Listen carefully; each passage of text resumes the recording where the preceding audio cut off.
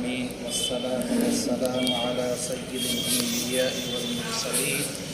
وعلى آله وصحبه أجمعين أما بعد فأعوذ بالله من الشيطان الرجيم بسم الله الرحمن الرحيم فانكحوا ما طاب لكم من النساء مثنى وثلاث ورباع وقال تعالى في موضع آخر وأنكحوا الأيام منكم والصالحين من عبادكم وإمائكم إن يكونوا فقراء يغنيهم الله والله واسع عليم وقال تعالى في موضع آخر وَلَقَدْ أَرْسَلْنَا مِنْ قَبْلِكَ رُسُلًا وَجَعَلْنَا لَهُمْ أَزْوَاجًا وَذُرِّيَّةً وعن أبي أيوب رضي الله تعالى عنه قال قال رسول الله صلى الله عليه وسلم أربع من سنن المرسلين الحياء والتعطر والسواك والنكاح أو كما قال عليه الصلاة والسلام۔ حضرات گرامی، معزز سامعین اعظام، آج کے اس مبارک جمعہ کے اندر میری تقریر کا عنوان ہے نکاح، کہ نکاح کی شرعی حیثیت اسلام کے اندر کیا ہے اور نبی علیہ السلام نے کس انداز میں نکاح کرنے کی ترغیب دی ہے، اور نکاح کے بعد ہم پر کیا حقوق واجب ہوتے ہیں، یہ قرآن اور احادیث کی روشنی میں ہم آپ کے سامنے بیان کریں گے۔ سب سے پہلے میں نے قرآن کریم کی جو آیت تلاوت فرمائی، اس کے اندر اللہ رب العزت نے اسی بات کا ہم کو حکم دیا ہے کہ فَانْكِحُوا مَا طَابَ لَكُم مِّنَ النِّسَاءِ، کہ تم کو جو عورتیں اچھی لگیں ان سے تم نکاح کر لو، اور تم اپنی ضرورت اور تقاضے کے مطابق 2 سے بھی کر سکتے ہو، 3 سے بھی کر سکتے ہو، 4 سے بھی کر سکتے ہو۔ 4 کے بعد اللہ رب العزت نے اجازت نہیں دی، اور اللہ رب العزت نے 2 سے آغاز کیا، اس لیے کہ ایک تو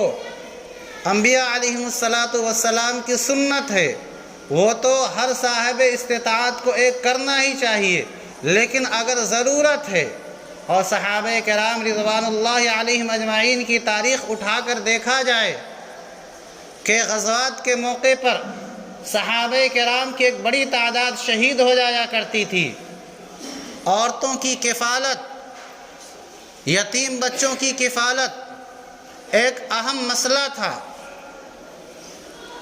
تو اللہ رب العزت نے ہر دور کے لیے قرآن کریم کو ایک آئینہ بنایا ہے، جس کے اندر ہم اپنی زندگی کی اصلاح کر سکتے ہیں۔ جس طرح سے آئینے کو سامنے رکھ کر کے انسان اپنے چہرے کی گندگی کو دور کرتا ہے، اپنے چہرے کو سنوارتا اور نکھارتا ہے، اللہ رب العزت نے ہمارے لیے قرآن اور نبی علیہ السلام کی احادیث کو ایک آئیڈیل اور نمونے کے طور پر پیش کیا ہے کہ اگر ہم زندگی گزارنا چاہتے ہیں تو ہمیں نہ اپنے باپ کا طریقہ دیکھنا ہے، نہ ہم اپنے دادا کا طریقہ دیکھنا ہے، نہ ہمیں کسی پیر فقیر کا طریقہ دیکھنا ہے۔ اگر ہمیں طریقہ دیکھنا ہے تو نبی علیہ السلام کا طریقہ دیکھنا ہے، صحابہ کرام رضوان اللہ علیہم اجمعین کا طریقہ دیکھنا ہے، کیونکہ وہ ان کی پوری زندگی جو ہے اللہ کے لیے گزری ہے، ذرہ برابر ان کے اندر اپنے نفس کے لیے جینا نہیں ہوتا تھا۔ چنانچہ نکاح بھی دین کا ایک اہم حصہ ہے۔ اگر ہم نکاح کریں تو نکاح کرتے وقت ہمیں نبی علیہ السلام کا کیا طریقہ رہا ہے، نبی علیہ السلام کس طرح سے نکاح کرتے تھے، اور صحابہ کو کس طریقے سے نکاح کی تعلیم اور ترغیب دیتے تھے، اور قرآن نے کیا کہا ہے، یہ ان سب چیزوں کو ہمیں خیال کرنا ہوگا، اور ہم اپنے معاشرے کو اسی قرآن کی روشنی میں ڈھالیں، نہ یہ کہ ہم ایک عمل کریں اور اس کو جائز بتانے کے لیے قرآن سے اور حدیث سے دلیل ڈھونڈیں کہ ہم جو کر رہے ہیں اس کی جواز کی کوئی دلیل قرآن سے مل رہی ہے کہ نہیں مل رہی ہے، حدیث سے اس کی کوئی دلیل ہے یا نہیں ہے۔ نہیں، جو ہم کرنے جا رہے ہیں اس سے پہلے ہم قرآن سے دلیل ڈھونڈیں گے، حدیث سے دلیل ڈھونڈیں گے۔ اللہ رب العزت نے فرمایا کہ تم کو نکاح کرنا ہے نکاح کرو، یہ میرا حکم ہے، میری طرف سے تم کو اجازت ہے، اور ایک نہیں دو کرو، دو نہیں تین کرو، تین نہیں چار کر سکتے ہو، کوئی تم کو جو ہے روکنے والا نہیں، ہماری طرف سے مکمل اجازت ہے۔ اور اللہ رب العزت نے آگے دوسری آیت کے اندر سورہ نور کے اندر یہ فرمایا کہ تم نکاح کرو بھی اور نکاح کراؤ بھی، کہ تم میں بہت سارے مرد اور بہت ساری عورتیں ایسی ہیں یا تو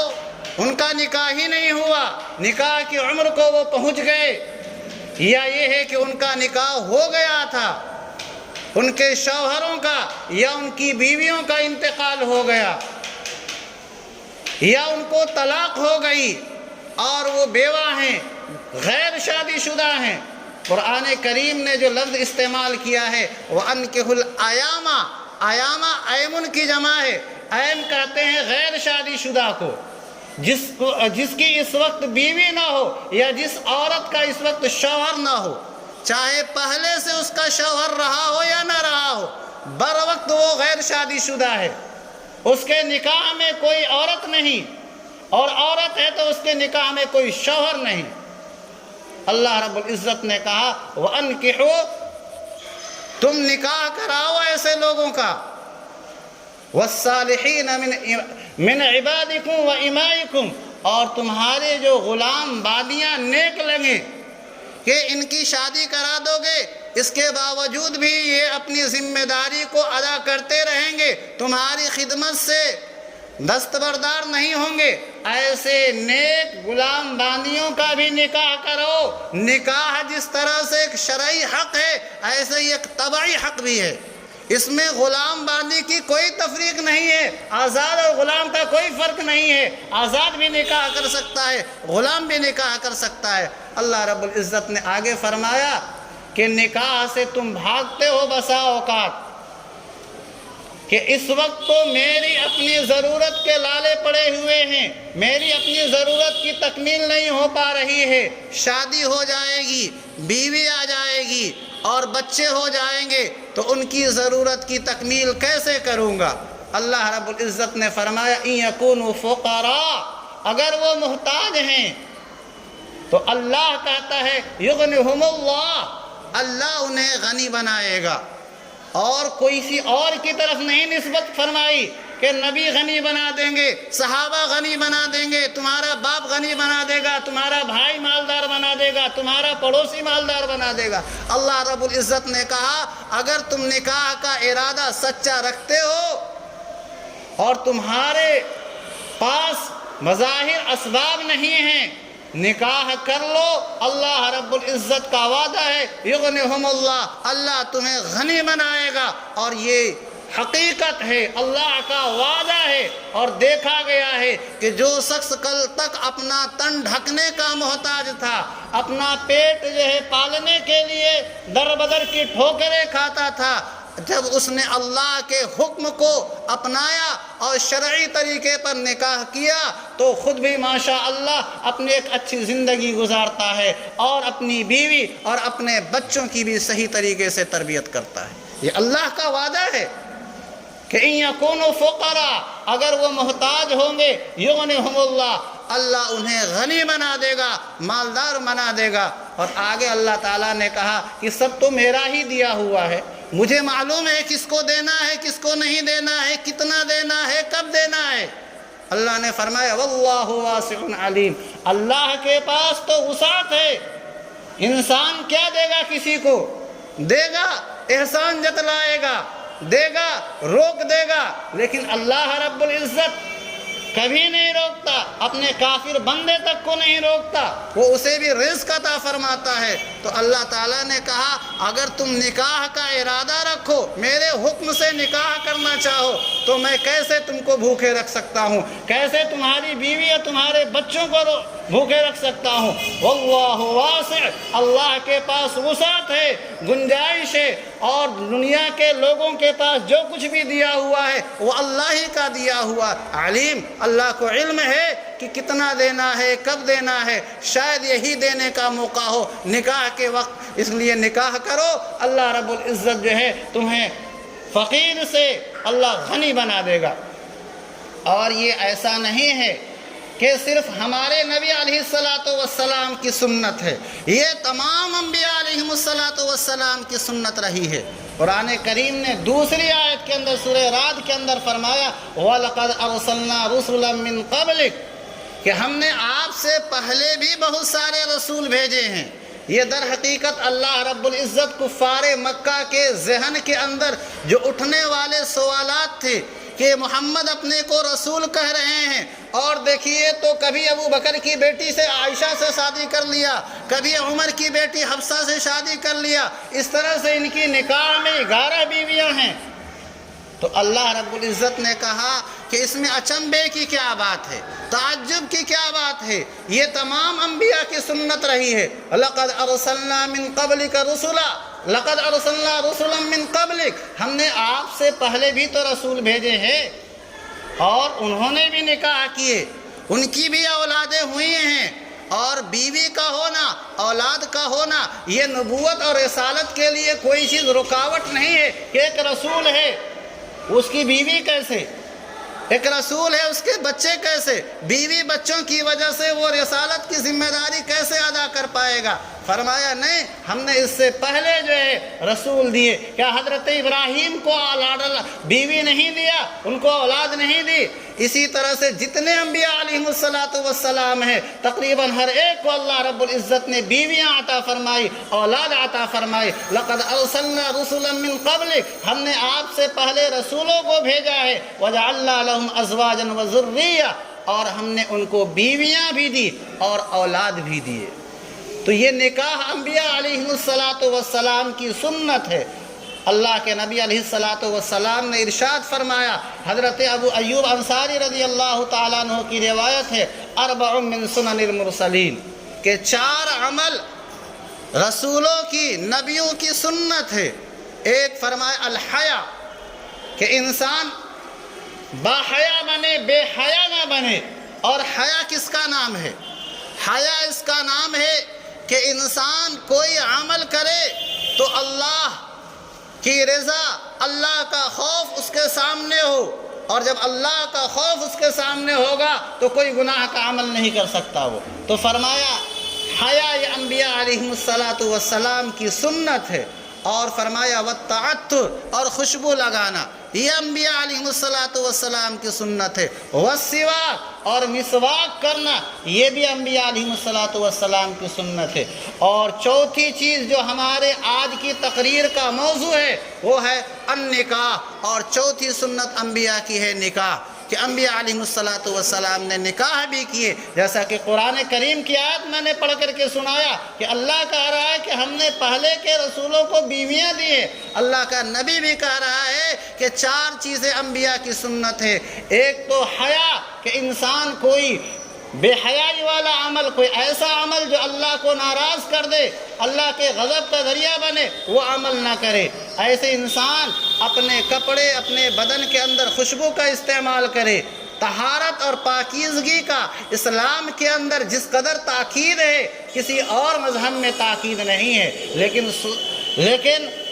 افسوس کہ آج جس قدر جو ہے گندگی اور غلاظت، ناپاکی آپ کو مسلم محلوں کے اندر ملے گی۔ مسلم نوجوانوں کو آپ دیکھ لیجئے، سارے نہیں لیکن بہت ایسے مسلمان مل جائیں گے، نہ ان کے صحیح سے کپڑے صاف رہتے ہیں، نہ ان کے گھر صاف رہتے ہیں، گندگیوں کا انبار رہتا ہے۔ فرمایا نہیں، صفائی تعطر اسلام کے اندر ہے، اور یہ انبیاء کی سنت ہے۔ اور فرمایا مسواک، یہ انبیاء کی سنت ہے، حتیٰ کہ نبی علیہ السلام انتقال فرما رہے ہیں اور مسواک آپ صلی اللہ علیہ وسلم کے ہاتھ میں ہے، اور مسواک صحیح سے چبائی نہیں جا رہی ہے۔ حضرت عائشہ رضی اللہ تعالی عنہا اس کو چبا کر کے دے رہی ہے، اور حضور پاک صلی اللہ علیہ وسلم مسواک فرما رہے ہیں۔ اور چوتھی چیز نکاح ہے۔ اسی طرح سے حضرت ابو ہریرہ رضی اللہ تعالیٰ عنہ نے فرمایا کہ جو نکاح کرتے ہیں، نبی علیہ السلام نے فرمایا کہ ان کے پیش نظر 4 چیزیں ہوتی ہیں۔ ایک یہ ہے کہ یہ لڑکی مالدار ہے یا نہیں، اس کے مال کو دیکھ کر کے لوگ نکاح کرتے ہیں۔ نبی علیہ الصلوۃ والسلام نے فرمایا کہ کبھی کبھی خاندان کو دیکھ کر کے لوگ نکاح کرتے ہیں، اور کبھی کبھی اس کی خوبصورتی کو دیکھ کر کے نکاح کرتے ہیں، اور کچھ لوگ ایسے بھی ہیں کہ جو دینداری کو دیکھ کر کے نکاح کرتے ہیں۔ اللہ کے نبی علیہ الصلوۃ والسلام نے فرمایا یہی چوتھی چیز جو ہے یہ قابل ترجیح ہے، فاظفر بذات الدین تنکح المرأۃ لاربع۔ اللہ کے نبی نے فرمایا، کسی اور نے نہیں فرمایا، اور ایسا دنیا میں ہوتا ہے۔ نبی جس چیز کو بیان فرما دے اور اس کے خلاف دنیا میں ہو، ایسا ہو نہیں سکتا ہے۔ نبی نے فرمایا کہ عورتوں سے جو لوگ نکاح کرتے ہیں 4 وجہ ترجیح سے کرتے ہیں۔ ایک مال کو دیکھتے ہیں، دوسرا اس کا خاندان دیکھتے ہیں، تیسرا اس کی خوبصورتی دیکھتے ہیں، اور کوئی دینداری کو بھی دیکھتا ہے۔ نبی نے فرمایا فاظفر بذات الدین، لیکن تم نکاح کرو تو دینداری کو ترجیح دو، اس لیے کہ مال بھی ختم ہو جائے گا اور اس کا خاندان آج بہت اچھا ہے، کل کو جو ہے گھٹیا ہو جائے، اور آج بڑی خوبصورتی ہے، کل کو حالات آئے اور اس کی شکل و صورت بدل جائے، تو کون سی چیز ہے جو باقی رہنے والی ہے؟ وہ دینداری ہے جو اس کو دنیا میں بھی کام آئے گی، آخرت میں بھی کام آئے گی۔ تو اللہ کے نبی نے فرمایا فاظفر بذات الدین، ایک دیندار لڑکی کو، ایک نیک لڑکی کو تم وجہ ترجیح بناؤ نکاح کے اندر۔ اس کے علاوہ حضرت عبداللہ ابن مسعود رضی اللہ تعالیٰ عنہ نے فرمایا کہ اللہ کے نبی علیہ الصلوۃ والسلام نے نوجوانوں کو خاص طور پر ترغیب دیتے ہوئے فرمایا یا معاشر الشباب، اے نوجوانوں، من استطاع منکم الباء، اگر تم نکاح کر سکتے ہو تو نکاح کرو، نکاح سے پیچھے مت ہٹو، اس لیے کہ تمہارے پاس کوٹھیاں، بنگلے، گاڑیاں، مکانات، دکان، یہ سب جو ہمارے ذہن دل دماغ کے اندر جو چیز موجود رہتی ہے، اس کو میں نے پہلے ہی اس کو رفع کر دیا کہ قرآن کریم نے کہا کہ اس چیز کو معیار نہ بناؤ کہ دنیا اگر ہے تبھی جا کر کے شادی کرو گے۔ اللہ کے نبی نے فرمایا کہ اگر تم اپنی بیوی کو کما کر کھلا سکتے ہو نکاح کرو، تمہارے پاس استطاعت ہے۔ وَمَن لَّمْ يَسْتَطِعْ، اور اگر کسی کے پاس استطاعت نہیں ہے، وہ کر نہیں سکتا ہے لیکن جوان ہے، شادی کا تقاضا ہے، اللہ کے نبی علیہ الصلوۃ والسلام نے فرمایا تب تمہارے لیے برائی سے بچنے کا ایک ذریعہ اور ہے کہ تم روزے رکھو، اس سے تمہاری شہوت مٹے گی، شہوت دور ہوگی، کیونکہ اگر نکاح کرتے ہو تو نکاح سے بھی تمہاری شرمگاہ کی حفاظت ہوتی ہے اور تمہارے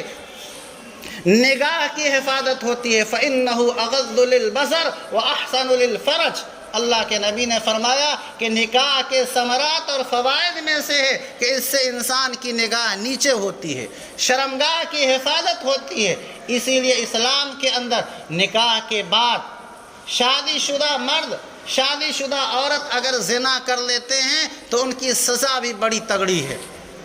ان کو سنگسار کیا جائے گا اور مجمع عام کے اندر ان پر پتھر برسائے جائیں گے یہاں تک کہ ان کی روح نکل جائے، جان نکل جائے۔ اور اگر غیر شادی شدہ مرد اور عورت اس طرح کی بدکاری کر لیں اور گواہوں سے ثابت ہو جائے تو ان کو 100 کوڑے مارے جاتے ہیں، کیونکہ جو نکاح کا فائدہ ہونا چاہیے